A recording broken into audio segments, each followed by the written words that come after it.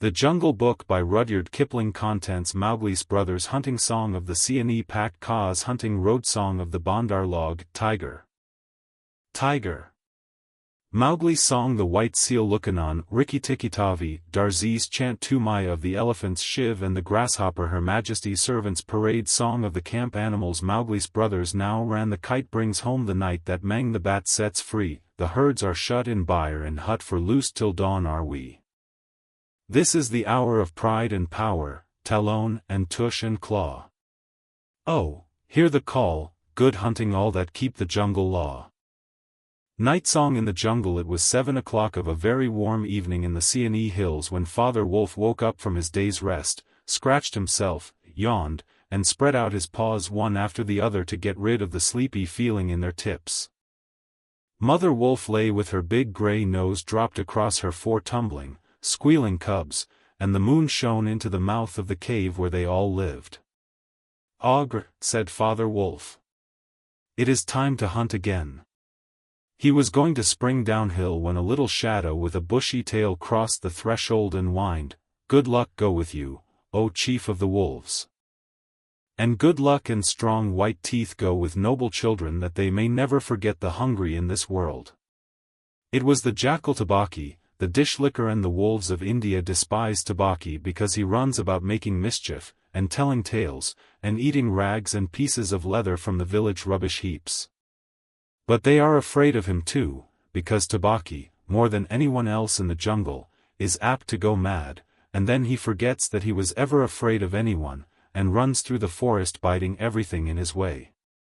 Even the tiger runs and hides when little Tabaki goes mad, for madness is the most disgraceful thing that can overtake a wild creature. We call it hydrophobia, but they call it Diwani, the madness and run. "Enter, then, and look," said Father Wolf stiffly, "but there is no food here."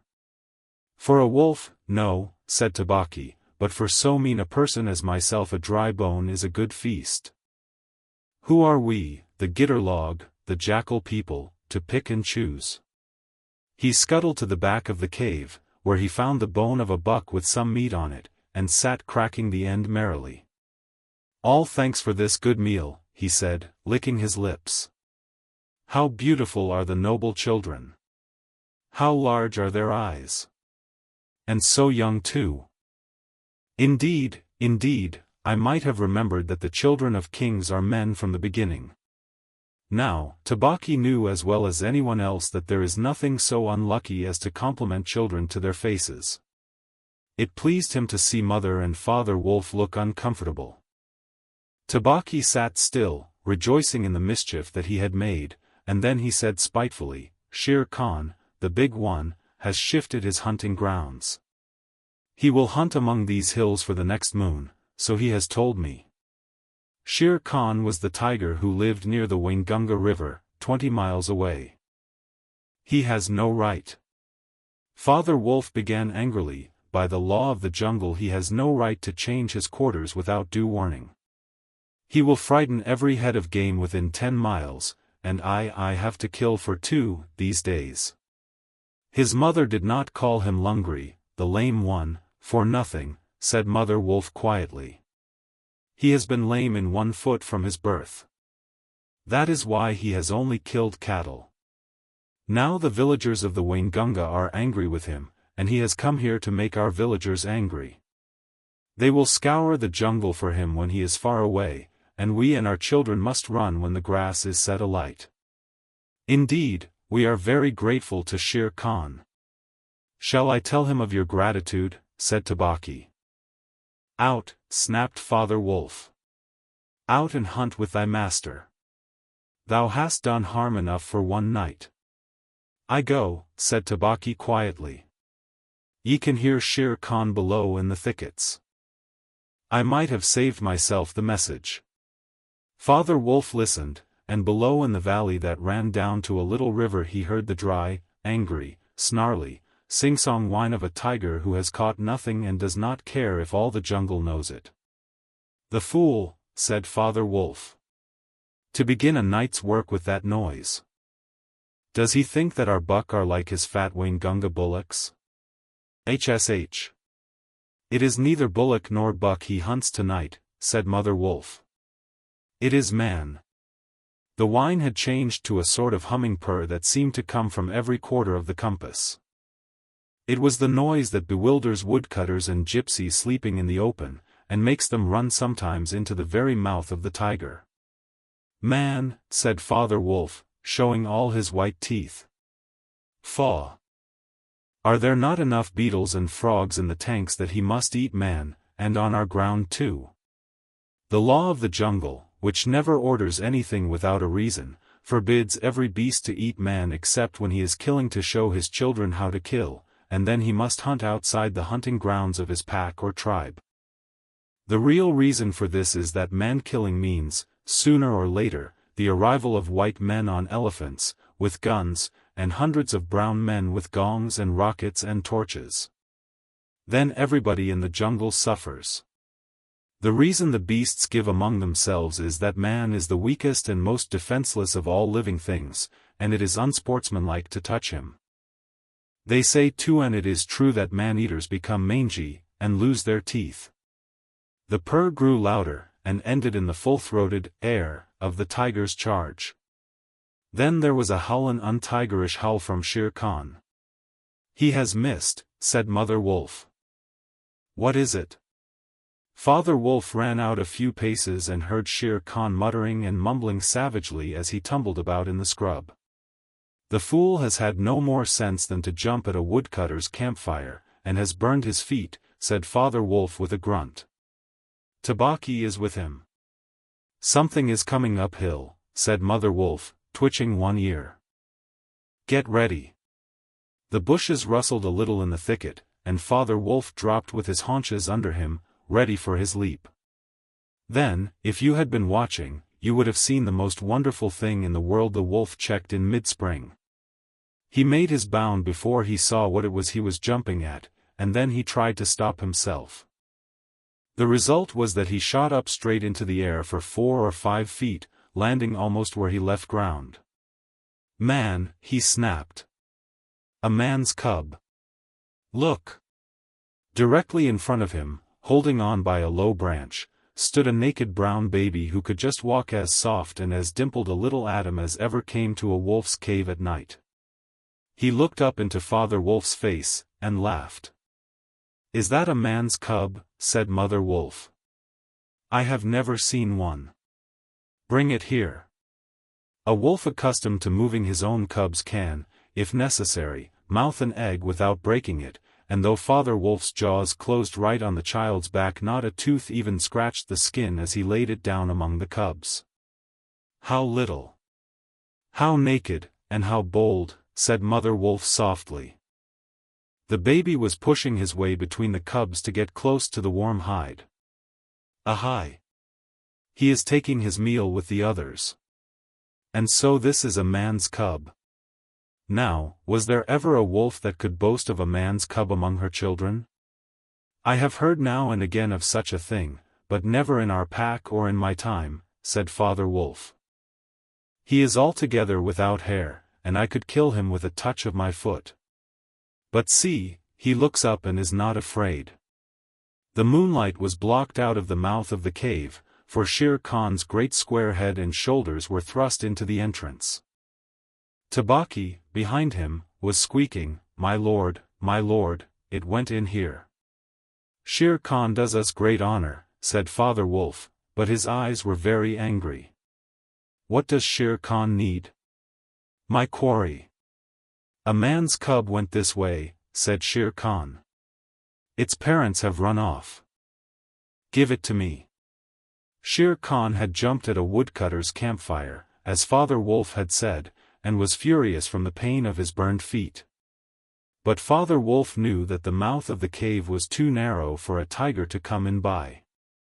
Even where he was, Shere Khan's shoulders and forepaws were cramped for want of room, as a man's would be if he tried to fight in a barrel. "The wolves are a free people," said Father Wolf. "They take orders from the head of the pack, and not from any striped cattle killer. The man's cub is ours to kill if we choose. Ye choose and ye do not choose. What talk is this of choosing? By the bull that I killed, am I to stand nosing into your dog's den for my fair dues? It is I, Shere Khan, who speak." The tiger's roar filled the cave with thunder. Mother Wolf shook herself clear of the cubs and sprang forward, her eyes, like two green moons in the darkness, facing the blazing eyes of Shere Khan. "And it is I, Raksha, the demon, who answers. The man's cub is mine, Lungri mine to me. He shall not be killed. He shall live to run with the pack and to hunt with the pack, and in the end, look you, hunter of little naked cubs, frog-eater fish killer, he shall hunt thee. Now get hence, or by the sambar that I killed, I eat no starved cattle, back thou goest to thy mother, burned beast of the jungle, lamer than ever thou camest into the world. Go." Father Wolf looked on amazed. He had almost forgotten the days when he won Mother Wolf in fair fight from 5 other wolves, when she ran in the pack and was not called the demon for compliment's sake. Shere Khan might have faced Father Wolf, but he could not stand up against Mother Wolf, for he knew that where he was she had all the advantage of the ground, and would fight to the death.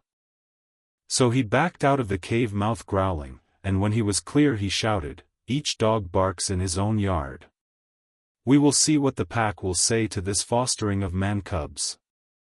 The cub is mine, and to my teeth he will come in the end, O bush-tailed thieves." Mother Wolf threw herself down panting among the cubs, and Father Wolf said to her gravely, "Shere Khan speaks this much truth. The cub must be shown to the pack. Wilt thou still keep him, mother?" "Keep him," she gasped. "He came naked, by night, alone and very hungry, yet he was not afraid. Look, he has pushed one of my babes to one side already. And that lame butcher would have killed him and would have run off to the Waingunga while the villagers here hunted through all our lairs in revenge. Keep him? Assuredly I will keep him. Lie still, little frog. O thou Mowgli, for Mowgli the frog I will call thee. The time will come when thou wilt hunt Shere Khan as he has hunted thee." "But what will our pack say?" said Father Wolf. "The law of the jungle lays down very clearly that any wolf may, when he marries, withdraw from the pack he belongs to. But as soon as his cubs are old enough to stand on their feet he must bring them to the pack council, which is generally held once a month at full moon, in order that the other wolves may identify them. After that inspection the cubs are free to run where they please, and until they have killed their first buck no excuse is accepted if a grown wolf of the pack kills one of them. The punishment is death where the murderer can be found, and if you think for a minute you will see that this must be so." Father Wolf waited till his cubs could run a little, and then on the night of the pack meeting took them and Mowgli and Mother Wolf to the council rock, a hilltop covered with stones and boulders where 100 wolves could hide. Akela, the great grey lone wolf, who led all the pack by strength and cunning, lay out at full length on his rock, and below him sat 40 or more wolves of every size and color, from badger-colored veterans who could handle a buck alone to young black 3-year-olds who thought they could. The lone wolf had led them for a year now. He had fallen twice into a wolf trap in his youth, and once he had been beaten and left for dead, so he knew the manners and customs of men. There was very little talking at the rock. The cubs tumbled over each other in the center of the circle where their mothers and fathers sat, and now and again a senior wolf would go quietly up to a cub, look at him carefully, and return to his place on noiseless feet. Sometimes a mother would push her cub far out into the moonlight to be sure that he had not been overlooked. Akela from his rock would cry, "Ye know the law, ye know the law. Look well, O wolves." And the anxious mothers would take up the call, look well, O wolves." At last and Mother Wolf's neck bristles lifted as the time came. Father Wolf pushed Mowgli the frog, as they called him, into the center, where he sat laughing and playing with some pebbles that glistened in the moonlight. Akela never raised his head from his paws, but went on with the monotonous cry, "Look well." A muffled roar came up from behind the rocks, the voice of Shere Khan crying, "The cub is mine. Give him to me. What have the free people to do with a man's cub?" Akela never even twitched his ears. All he said was, "Look well, O wolves. What have the free people to do with the orders of any save the free people? Look well." There was a chorus of deep growls, and a young wolf in his 4th year flung back Shere Khan's question to Akela, "What have the free people to do with a man's cub?" Now, the law of the jungle lays down that if there is any dispute as to the right of a cub to be accepted by the pack, he must be spoken for by at least 2 members of the pack who are not his father and mother. "Who speaks for this cub?" said Akela. "Among the free people who speaks?" There was no answer, and Mother Wolf got ready for what she knew would be her last fight, if things came to fighting. Then the only other creature who is allowed at the pack council, Baloo, the sleepy brown bear who teaches the wolf cubs the law of the jungle, old Baloo, who can come and go where he pleases because he eats only nuts and roots and honey, rose upon his hind quarters and grunted. "The man's cub," he said. "I speak for the man's cub. There is no harm in a man's cub. I have no gift of words, but I speak the truth. Let him run with the pack, and be entered with the others. I myself will teach him." "We need yet another," said Akela. "Baloo has spoken, and he is our teacher for the young cubs." "Who speaks besides Baloo?" A black shadow dropped down into the circle. It was Bagheera the Black Panther, inky black all over, but with the panther markings showing up in certain lights like the pattern of watered silk. Everybody knew Bagheera, and nobody cared to cross his path, for he was as cunning as Tabaki, as bold as the wild buffalo, and as reckless as the wounded elephant. But he had a voice as soft as wild honey dripping from a tree, and a skin softer than down. "O Akela, and ye the free people," he purred, "I have no right in your assembly, but the law of the jungle says that if there is a doubt which is not a killing matter in regard to a new cub, the life of that cub may be bought at a price. And the law does not say who may or may not pay that price. Am I right?" "Good. Good," said the young wolves, who are always hungry. "Listen to Bagheera. The cub can be bought for a price. It is the law. Knowing that I have no right to speak here, I ask your leave." "Speak then," cried 20 voices. "To kill a naked cub is shame. Besides, he may make better sport for you when he is grown. Baloo has spoken in his behalf. Now to Baloo's word I will add 1 bull, and a fat one, newly killed, not half a mile from here, if ye will accept the man's cub according to the law. Is it difficult?" There was a clamor of scores of voices, saying, "What matter?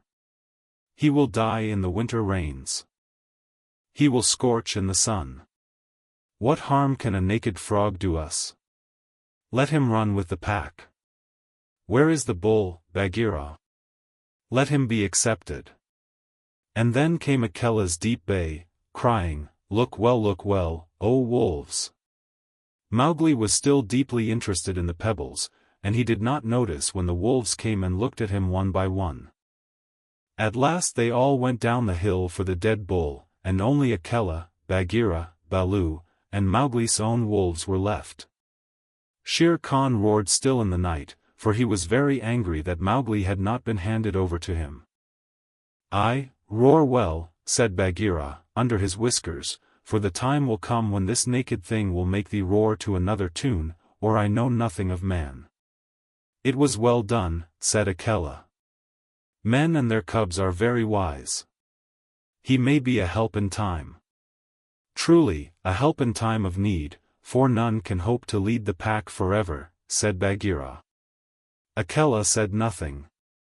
He was thinking of the time that comes to every leader of every pack when his strength goes from him and he gets feebler and feebler, till at last he is killed by the wolves and a new leader comes up to be killed in his turn. "Take him away," he said to Father Wolf, "and train him as befits one of the free people." And that is how Mowgli was entered into the Ch01 wolf pack for the price of a bull and on Baloo's good word. Now you must be content to skip 10 or 11 whole years, and only guess at all the wonderful life that Mowgli led among the wolves, because if it were written out it would fill ever so many books. He grew up with the cubs, though they, of course, were grown wolves almost before he was a child.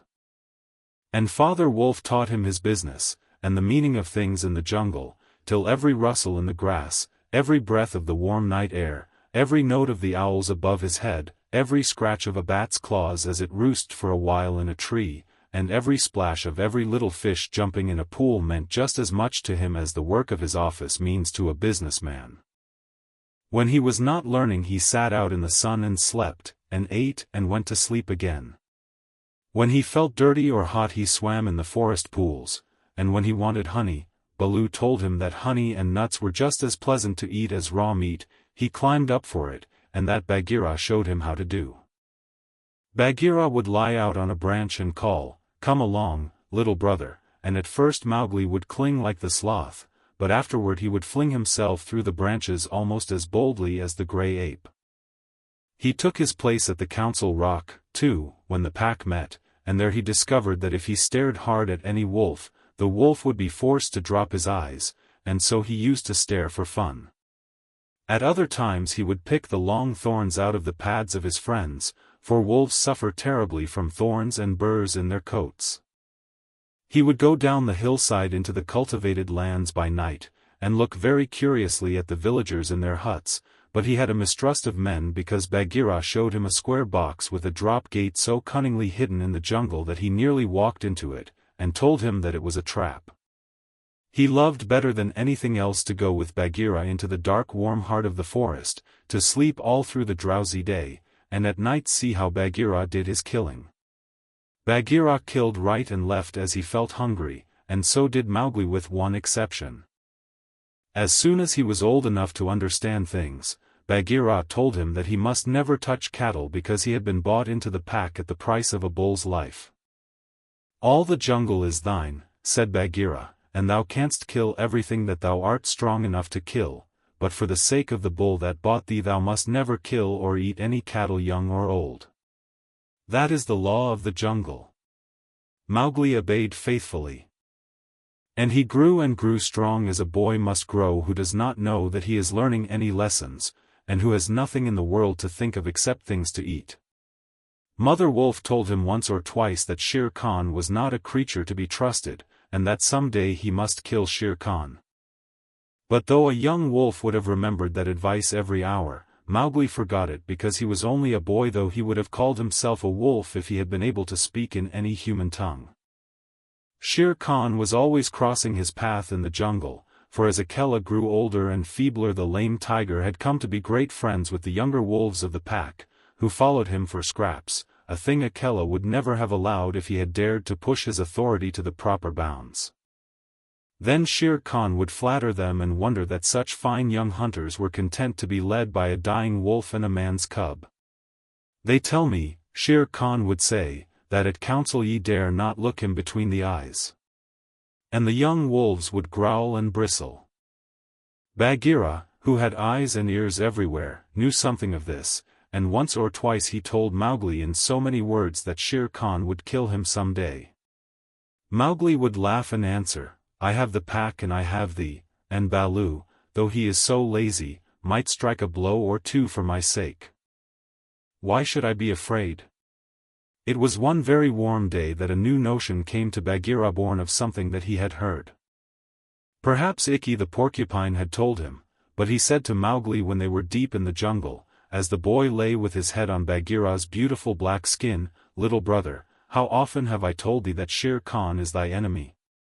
"As many times as there are nuts on that palm," said Mowgli, who, naturally, could not count. "What of it? I am sleepy, Bagheera, and Shere Khan is all long tail and loud talk like Mao, the peacock. But this is no time for sleeping.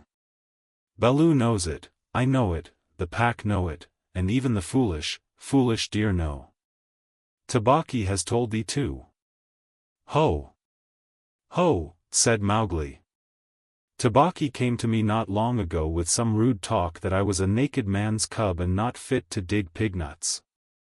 But I caught Tabaki by the tail and swung him twice against a palm tree to teach him better manners. That was foolishness, for though Tabaki is a mischief maker, he would have told thee of something that concerned thee closely. Open those eyes, little brother. Shere Khan dare not kill thee in the jungle. But remember, Akela is very old, and soon the day comes when he cannot kill his buck, and then he will be leader no more.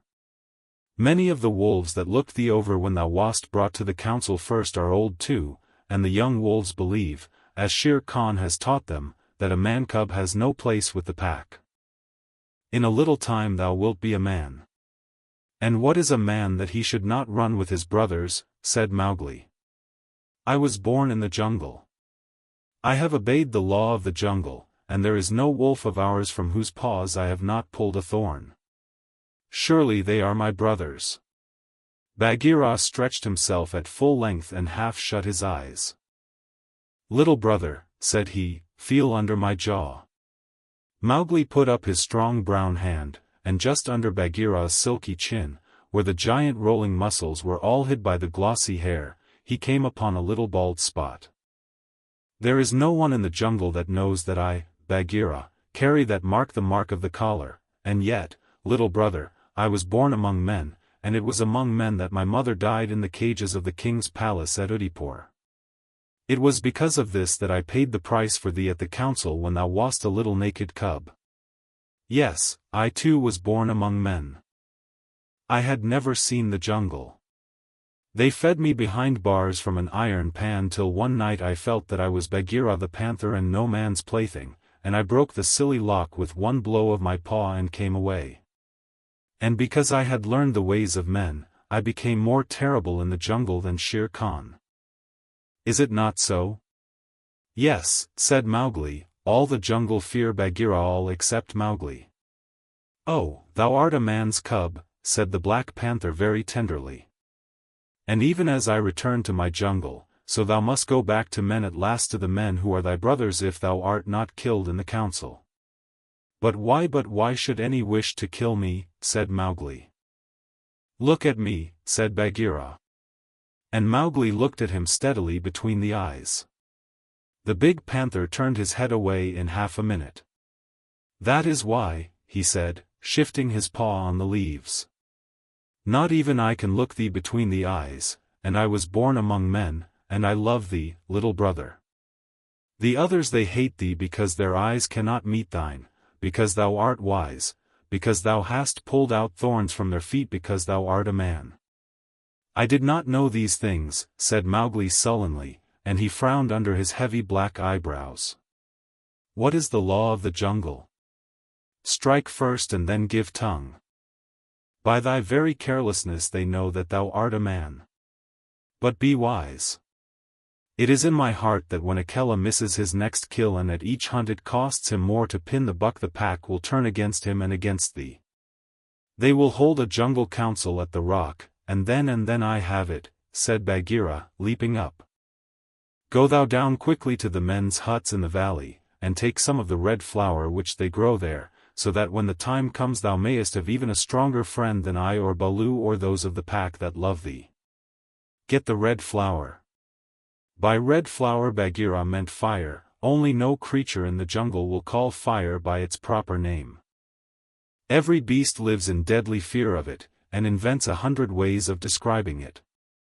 The red flower, said Mowgli. That grows outside their huts in the twilight. I will get some. There speaks the man's cub, said Bagheera proudly. Remember that it grows in little pots. Get one swiftly, and keep it by thee for time of need. Good, said Mowgli. I go. But art thou sure, O my Bagheera? He slipped his arm around the splendid neck and looked deep into the big eyes. Art thou sure that all this is Shere Khan's doing? By the broken lock that freed me, I am sure, little brother. Then, by the bull that bought me, I will pay Shere Khan.